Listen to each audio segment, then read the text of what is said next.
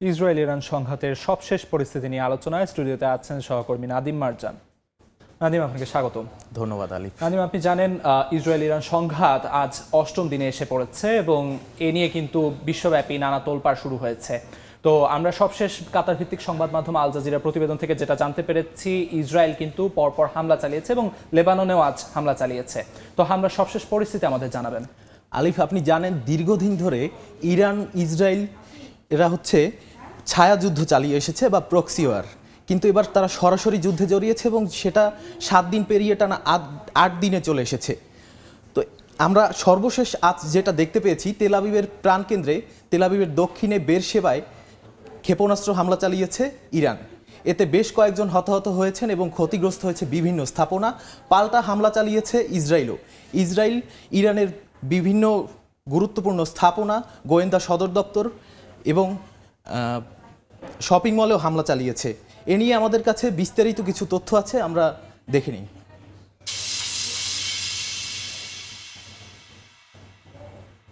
ইরানে হামলায় 2 সপ্তাহ সময় নিলেন ট্রাম্প। ইরানে হামলার বিষয়ে যুক্তরাষ্ট্র সরাসরি হস্তক্ষেপ করবে কিনা এ বিষয়ে তারা ট্রাম্প অনুমতি দিয়ে দিয়েছে, কিন্তু চূড়ান্ত সিদ্ধান্ত এখনো হয়নি। আর এই চূড়ান্ত সিদ্ধান্ত নেয়ার বিষয়ে তিনি 2 সপ্তাহ সময় নিয়েছেন। সেক্ষেত্রে কারণ হিসেবে কি আমি একটু যোগ করতে পারি, গতদিন আমরা যেমনটি জেনেছিলাম যুক্তরাষ্ট্র সংঘাতে অংশ নেবে কিনা এই ব্যাপারে কিন্তু যুক্তরাষ্ট্রের অভ্যন্তরীণ ডেমোক্রেট এবং রিপাবলিকান নেতৃবৃন্দ কিন্তু দ্বিমত পোষণ করেছেন ট্রাম্পের সঙ্গে। এই ব্যাপারটি কি ভূমিকা রাখছে কিনা? ট্রাম্পের এই বিষয়টি সেক্ষেত্রে আমরা বলতে পারি যুক্তরাষ্ট্রের মধ্যে অনেকটা দ্বিধাদ্বন্দ্ব দেখা দিয়েছে। যেমন মার্কিন সিনেটররা বলছেন যে যদি যুক্তরাষ্ট্র এই হামলায় মধ্যপ্রাচ্যে জড়ায়, সেক্ষেত্রে মধ্যপ্রাচ্য পুরো নরকে পরিণত হবে, যেটা আমরা দ্বিতীয় পয়েন্টে দেখতে পাচ্ছি। নরকে পরিণত হবে, হুঁশিয়ারি ইরানের।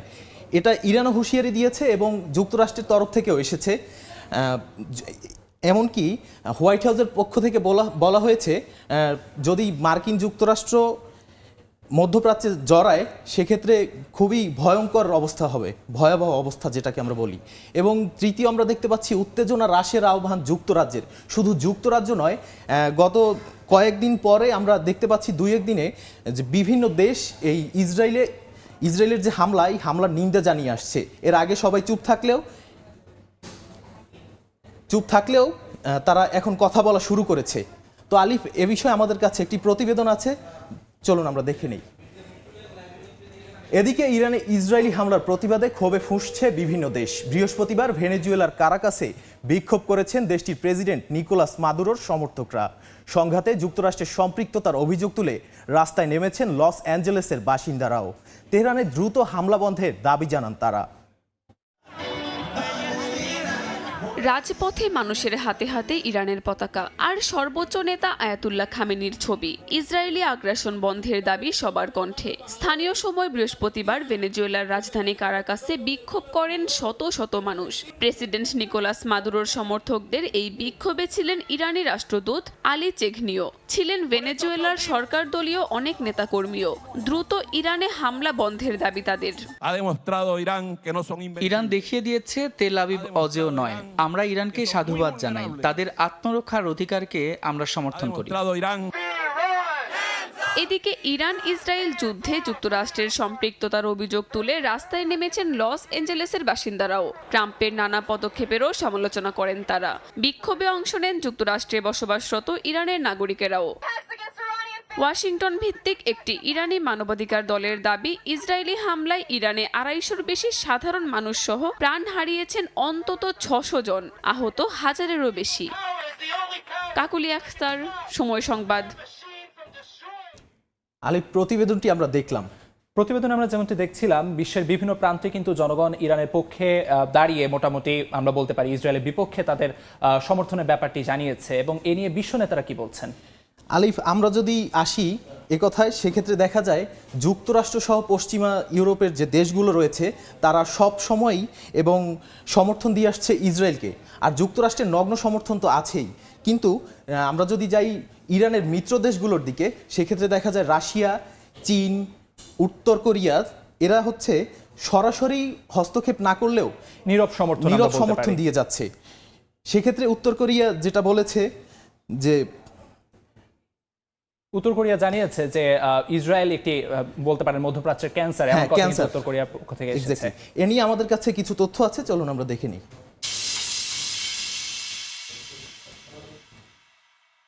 তেহরানের দূতাবাস বন্ধ করলো অস্ট্রেলিয়া। শুধু অস্ট্রেলিয়ায় নয়, তেহরানে যাদের দূতাবাস রয়েছে তারা সবাই সতর্ক অবস্থানে রয়েছে এবং নিজেদের নাগরিকদের সতর্ক অবস্থানে থাকার আহ্বান জানিয়েছে এবং নিরাপদ আশ্রয়ে চলে যাওয়ার নির্দেশ দিয়েছে। অন্যদিকে আমরা দেখতে পাচ্ছি নিরাপত্তা পরিষদের জরুরি বৈঠক আজ। ইরানের দীর্ঘদিনের প্রচেষ্টার ফল এটা। ইরান দীর্ঘদিন ধরে চেয়ে এসেছে যে নিরাপত্তা পরিষদে একটি জরুরি বৈঠক হোক ইরান ইসরায়েলের বিষয়ে এবং ইসরায়েল যে আগ্রাসী হামলা চালাচ্ছে সে বিষয়ে। তো সেটা জানা যাবে আজ রাতে বাংলাদেশ সময়। অন্যদিকে আমরা দেখতে পাচ্ছি ফ্রান্স, জার্মানি, ব্রিটেন, ইইউর সঙ্গে বৈঠকে বসছে ইরান। তো আমরা দেখতে পাচ্ছি ইসরায়েল এবং ইরান দুই দেশই যুদ্ধ বাদেও কূটনৈতিক সমঝোতার দিকে যাচ্ছে। এছাড়া আমরা আরও জানি ফ্রান্স, জার্মানি, ব্রিটেন কিন্তু অনেকটা ইসরায়েলের পক্ষে। সেক্ষেত্রে এখন কি হয় বৈঠকে, এটাই জানার বিষয়। আব্বাস আরাকচি যেমনটি বলেছেন, তিনি এখানে কিন্তু কথা মানে এরকম একটি তথ্য আমাদের কাছে এসেছে। আব্বাস আরাকচি কিন্তু তথ্য শোনার জন্য যাচ্ছেন না, উনি একটি মধ্যস্থতার জায়গায় আসতে চাচ্ছেন। তো আপনাকে ধন্যবাদ নাদিম আমাদের মূল্যবান সময় দেওয়ার জন্য।